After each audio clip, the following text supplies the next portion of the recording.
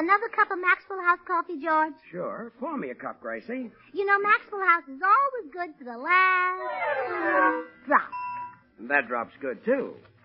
Yes, it's Maxwell House Coffee Time, starring George Burns and Gracie Allen.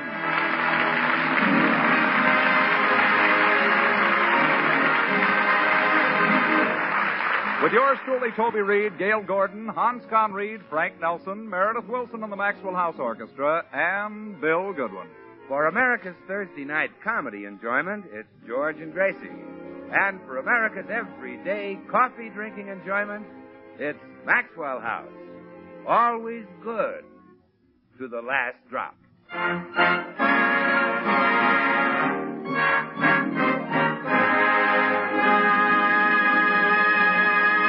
Well, as we join the Burnses today, we find George walking slowly home from the cigar store, accompanied by his friend, Bill Goodwin. I guess I should explain why I'm walking so slowly, Bill. Oh, you don't have to explain, George. I see the leaves rustling. Well, what's that got to do with me walking slowly? Well, there's a little breeze and you're bucking it. No. That's not it. I'm in no hurry to get home because I know what's cooking. Say, there are 2 more shopping days until Easter, and Gracie's going to ask me for money to get a new outfit. Oh, well, then I'd better not come in with you, George. I hate to see a grown man cry. No, it's not the money. I don't care about that. It's the way she tries to get it. Every year she goes through the same routine. She flatters me. Now watch. The minute I walk into the door, she'll say, "My, you're handsome today." Then she'll say, "What sex appeal?" You're kidding. That's what she'll say. Then she'll say, "What a big, broad chest. What a slim, narrow waist." Oh, no. Oh, yeah. And then she'll say, "What strong, straight legs." After that, she asks me for the money. George, you're making this up. No, I'm not. Well, here we are. I'll show you. Oh, hello, boys. Hi, Gracie. Good morning, dear. My, you're handsome today. See, Bill? What sex appeal? I told you. What a big, broad chest. Sure. What strong, straight legs. You left out the waist. Oh, yeah. What a slim, narrow waist. Now back to the legs. What strong, straight legs. Well, that's the end of the routine. That does it. Yes. You're quite a man, Bill.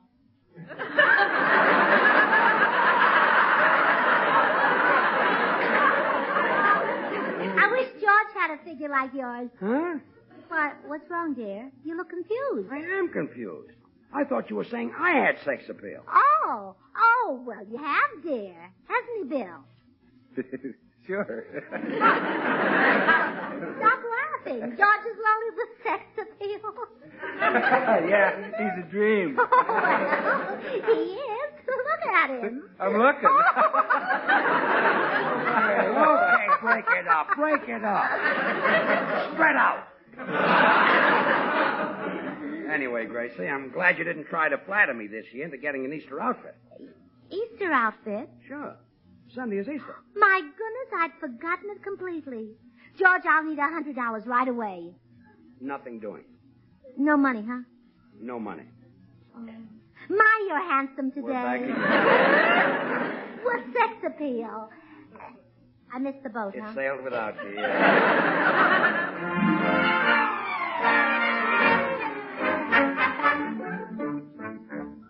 Excuse, please, Missy. Wang see you look very sad. You angry with Wang? Oh, no. You're a fine cooking houseboy, Wong. I'm angry with myself because I've been selfish. So? Yes. Every year I buy myself a nice new outfit so I'll attract attention in the Easter parade. But what does Mr. Burns get to wear in the Easter parade? Nothing. Then he attract more attention than you. No. I mean, he has to wear an old worn-out suit, and it isn't fair. Well, by golly, this year I'm going to get him a new suit, and I'll wear something old. I'll just wear that old dress I bought yesterday. Missy make a big sacrifice. Well, Mr. Burns is worth it. The way he works and slaves. Why, every week he has to stand in front of a microphone for a half hour holding that heavy script. Mr. Burns walk like a dog. Yeah, you bet. And he's so kind and unselfish. In the morning when our bedroom is icy cold, does he let me lie there and freeze? No. He lets me go down and fire that nice warm furnace. Mr. Burns very kind and generous, too. Never locks up cigars. Oh, do you take a cigar? Sure. One sneak down the basement and smoke them. Oh, you don't have to hide. George doesn't mind if you like his cigars. Oh, one don't like a cigar. Smoke them in basement to kill rats and mice. Oh, I'll answer the door, Wong. Oh, hello, Mr. Judson. Howdy, little lady. What's new? Well, Sunday is Easter, and I'm going to surprise George and buy him a new suit. Will you join him in the Easter parade? Well, now, I can't decide whether to spend Easter here in Hollywood or go home to Texas. Oh, spend it in the sunshine where the flowers are in bloom, and where you can parade with the world's handsomest men and the most beautiful women. You sold me. I'll go home to Texas. But I was described in California. Why, it's beautiful here. On a clear day in Los Angeles, you can see Catalina. Well, now, that's something I sure would like to see. Catalina? No, a clear day in Los Angeles.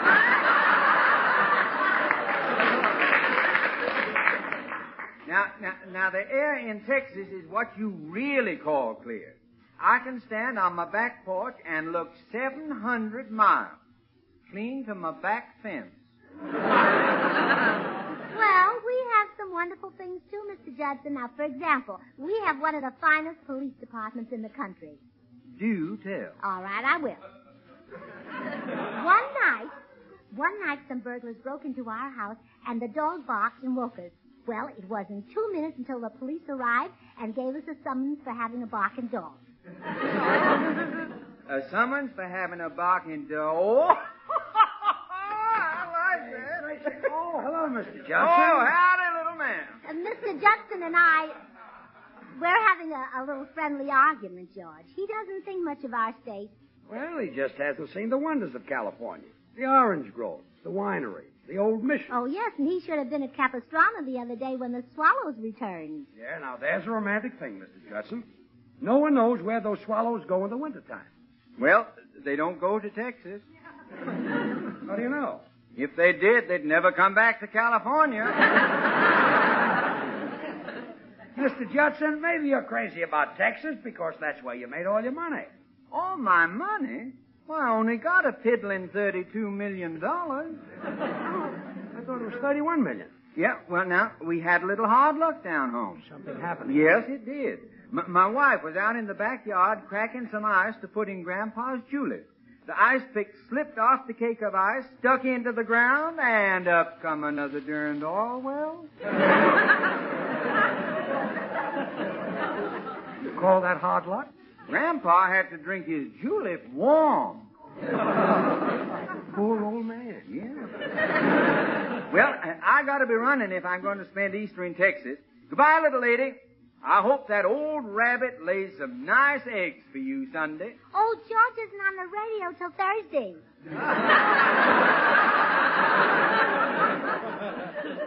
George isn't on the radio till Thursday. I like your sense of humor, ma'am. I'll be seeing you.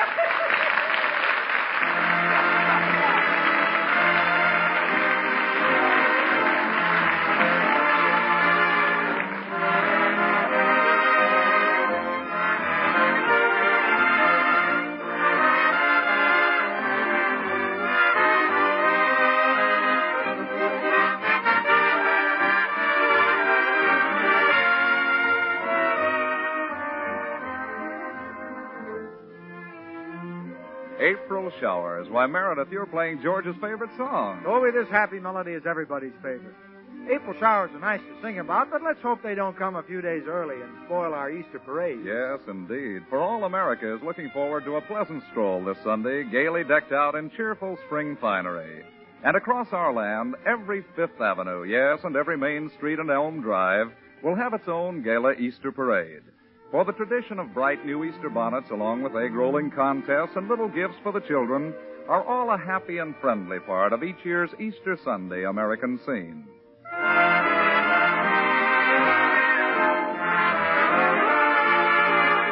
And when the grown-ups sit down to Easter morning breakfast, they give a warm welcome to a friendly cup of the favorite brand of coffee on the American scene, and that coffee is Maxwell House. Americans love coffee, good coffee, which stresses this fact about Maxwell House. Today, more Americans buy and enjoy Maxwell House coffee than any other brand at any price. What explains our country's overwhelming preference for one particular brand, for Maxwell House? Well, it's flavor. That famous good to the last drop Maxwell House flavor you can attribute to the expert blending of these premium coffees. Manizales for mellowness.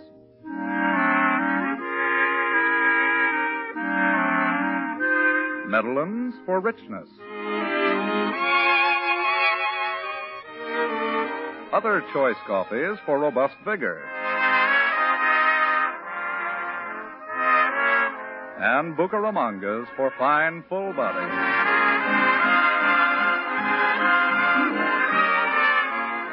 All skillfully combined in the truly great Maxwell House blend. Radiant roasted to flavor perfection. And brought to you roaster fresh 2 ways.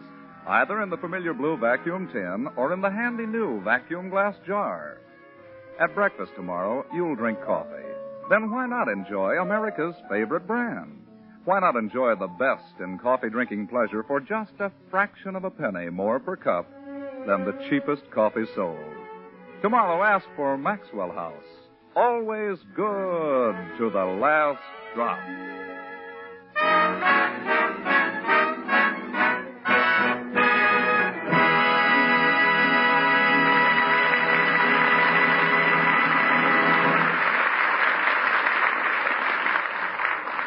Well, the miracle on 34th Street is about to be topped by an even greater miracle on Camden Drive. Gracie is not going to buy herself a new Easter outfit.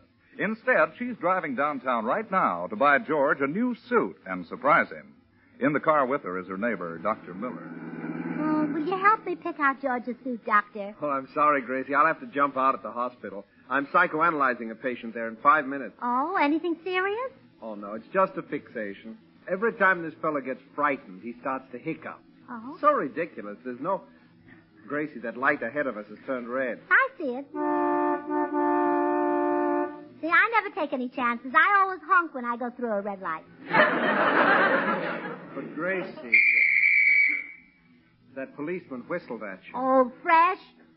I'm going to report him. He does that every time I pass that corner. As I was saying, there's no reason for fright to produce hiccups. If a man has control of... Mm-hmm. Gracie, you're driving on the wrong side of the street. Well, this is the shady side. If I drove with the sun in my eyes, we might have an accident. But, Gracie... By the way, Doctor, how do I get to the hospital? Just keep driving, I think. Well, there's the tailor shop. I can walk to the hospital from here. Oh, look. There's a parking place. But, Gracie, I don't think it's large enough for this car. Oh, don't be silly. Watch this. See, I made it fine. Oh, all that fender reminds me. I must get George's trousers with plenty of pleats. Well, see you later, Doctor. Goodbye, Gracie. Thanks for the lift.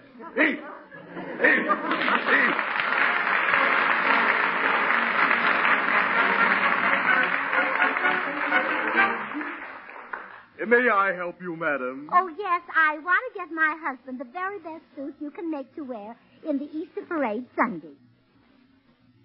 I'm willing to go as high as $20. Well, the cheapest suit I make is $100. $100 just for a man's suit? Why, that's almost as much as I pay for a hat. But my suits are handmade from the very finest imported fabric. Oh, well, all right, I'll take one. Good. Now, first you pick out the bolt you like, and I'll use that for his suit. A bolt? Well, can't you make it with buttons? A bolt is so unhandy. Every time he took his suit off, he'd have to unscrew himself. Yes. And by bolt, I mean bolted material. like these here.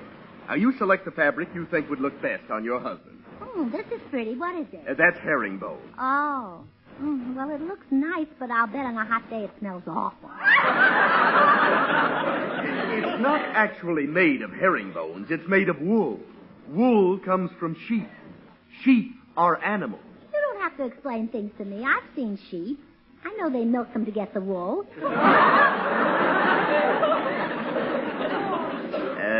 Yes. Madam, perhaps you'd better send your husband in and let him pick out the material. Oh, no, I can't. This suit is going to be a surprise for him. Well, then how can I get his measurements? Oh, yeah, that is a problem. I know. You come home with me, but don't let him see you. Then I'll take your tape measure and go in and ask him to dance. And while we're dancing, I'll take the measurements and call them out to you. Well, it's a little unorthodox, but business is slow. I'll do it. Oh, good. Now, just one thing. When I give you his height, subtract 2 inches.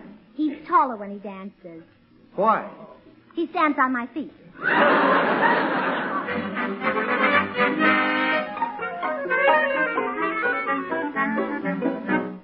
Now, you wait here in the living room and don't let my husband see you. Okay. Oh, hello, George. Let's dance. Dance? Sure. I've got my tape measure ready. What's that for? Oh, that's to measure and see that you don't dance too close to me, you Roseland Romeo. I don't want to dance. I'm very comfortable. Well, then you sit there and I'll dance around you. Gracie, you're choking me with that tape measure. Next 16. Next 16. What was that? I didn't hear anything. Shoulder 16. Shoulder 16. I didn't hear that either. What's going on here? Hold still, dear. Chest 16. Chest 16. Gracie, there's somebody in the other room. Oh, no, dear. That's an echo.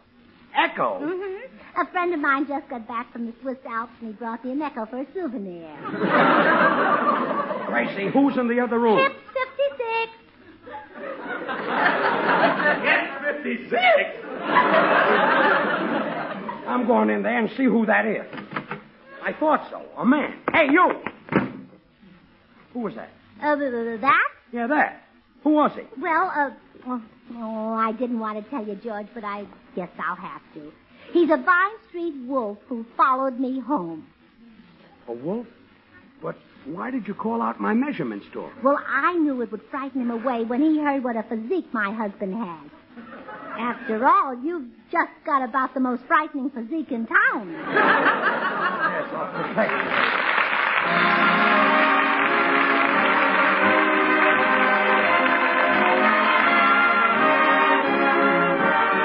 Here's Meredith Wilson and the orchestra.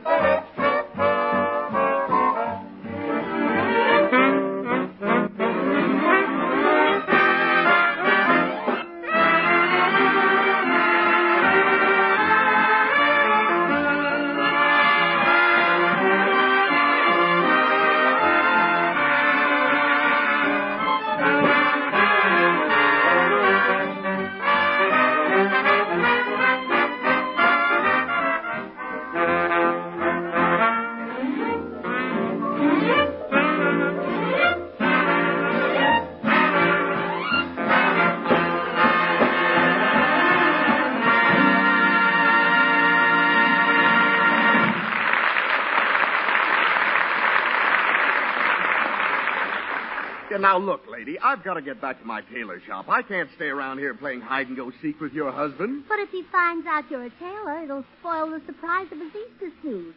You just hide here in the bushes till I get the rest of his measurements for you. Let's guess at them. How tall is your husband? 5'10", or 4'2" in a stocking feet. He's only 4'2" in his stocking feet? Well, yes, he always sits down when he takes the shoes off.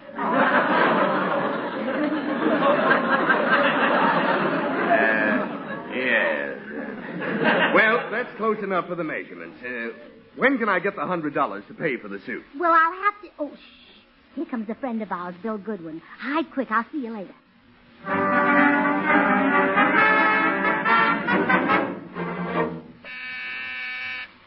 Come in. Hi, George. Hey, there's a guy hiding outside in the bushes. Friend of yours? That's the guy who followed Gracie. Huh? Hiding outside, is he? Well, he's going to get the beating of his life. Here, Bill, take my coat. Okay. You'll need it. It's cold out there. You want me to do it? Well, when I get in a fight, I always skin up my knuckles. You ought to learn to fall with your hands in your pockets. Go on, Bill. Beat him up. Well, why should I? Who is he? Well, he's a wolf who followed Gracie down here from Vine Street.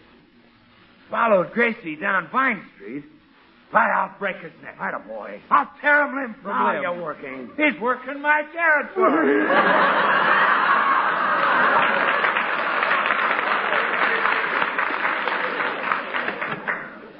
Oh, hello, Bill. Hi, Gracie. Bill's going to beat up on that wolf who followed you home. Oh, no, Bill, you mustn't. Why not? Why not? Yeah.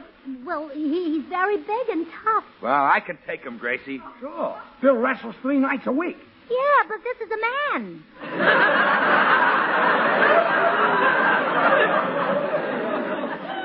I got other holes. Well, get out there and tear that wolf to pieces, Bill. Don't be a coward. Oh, wait, Bill. Wouldn't you rather just stay here and have a nice hot cup of Maxwell House coffee? Go on, Bill. Get him. What a spot. If I say yes, I look like a coward. If I say no, I look for a new job. Well, there's only one decision a red-blooded he-man can make. Attaboy. I'll keep my job and stay here. Call that decision red-blooded? Well, if you don't eat, you get anemic. Oh. Besides, George, who can resist Maxwell House? It's the very best in coffee-drinking pleasure, yet it costs but a fraction of a penny more per cup than the cheapest coffee you can buy. Make 3 cups, Gracie. 1 for you, 1 for George, and 1 for me. Bill, the wolf outside, remember? Well, okay, make it 4 cups, Gracie. No one should be without Maxwell House. You know, with more than 1,000 brands to choose from, more people buy and enjoy Maxwell House than any other brand of coffee in the world. I'll go right out and make the coffee. Bill, you're not going to give that guy Maxwell House coffee. By golly, you're right, George. I'm going to open that door and tell him a few things. Right. Hey, you! Yeah, what do you want? You take cream and sugar in your coffee? Well, of course, Maxwell House is delicious with or without. And it comes to you roaster fresh 2 ways now. In the familiar blue vacuum tin or in the handy new vacuum glass jar. Hey, look, what goes on here? Do I make the Easter suit or not? Easter suit? Who are you? I'm a tailor. A tailor? Sure. Your wife ordered an Easter suit, and I'm waiting for my $100. And after I told her no Easter outfit. I'll bet she's scheming right now to take me for the money. Well, the deal's off, mister. Now scram. Hey, well, what are you so excited about, George? Nobody's going to take me for 100. Well, of course they're not. You don't look a day over 90. Go.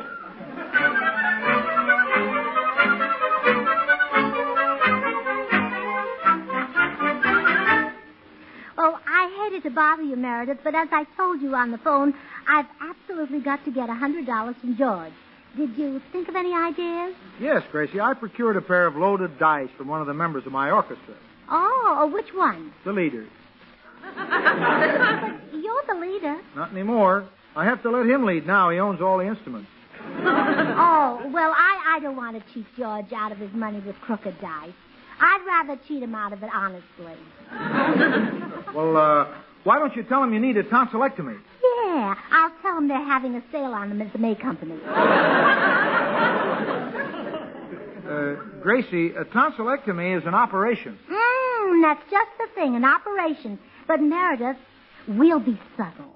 We'll pretend to hide the news from George, and that'll make him more interested. I catch on. He's in the den. Let's go to work. Oh, Meredith, come in and close the door. We mustn't let George know that I'm in desperate need of an operation. Gracie, you're right. Why, if that warm-hearted, generous man found out, he'd mortgage his home to get the $100 for the operation. Yes. What's all this? Oh, George, you're here. You heard. No. Put away the $100. I'm not taking it. I'm not giving it. But, George, Gracie's very ill. She was just examined by one of the Mayo sisters. That's the Mayo brothers. Please. Your wife is a woman. Oh, go. But, George, she needs an immediate operation. She must go on the table at once. Yes, we reserved one at the Brown Derby. The Brown Derby? Well, the doctor's crazy about movie stars, and he wants to watch the celebrities while he works. Gracie, you couldn't get an operation for $100. All you'd get for that is an anesthetic. All right, give me the 100, and I'll just take the anesthetic. Out, both of you, go. Oh, cut it out. Stop with that. You're not getting $100 from me to buy yourself an Easter dress. Easter dress? I wanted the money to buy you a suit. Me? Yes. Is that why you had the tailor here? Oh, sure. I wanted it to be a surprise. Oh, sweetheart, I'm sorry. And all this time you've been thinking of me. You don't even appreciate it. Oh, no. Don't cry. Here's the $100. Oh, thank you. But don't spend it on me. Because you were so sweet, I want you to buy an outfit for yourself. Oh, you mean it? It's all for me? All for you. Oh, I must make a note of this. It may work again next Easter.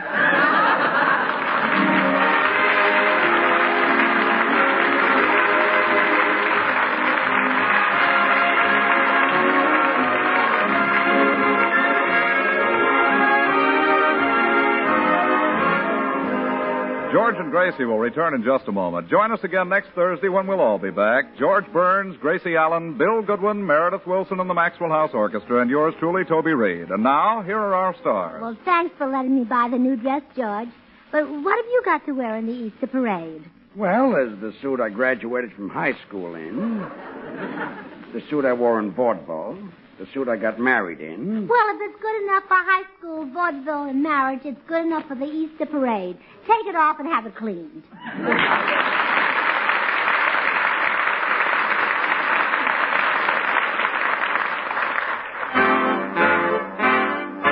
Good things. The easy way. Do you like good things the easy way? Then get instant Maxwell House coffee.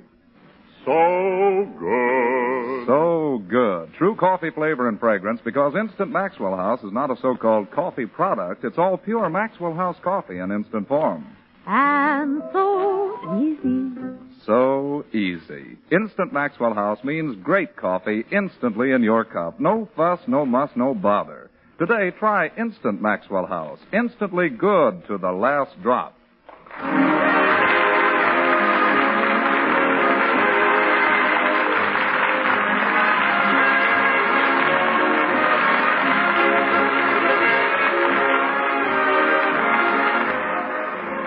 Until next Thursday, good night and good luck from the makers of Maxwell House Coffee. The George Burns and Gracie Allen Show is written by Keith Fowler and Paul Henning. And now, stay tuned in for Noah Webster Says, which follows immediately over most of these stations.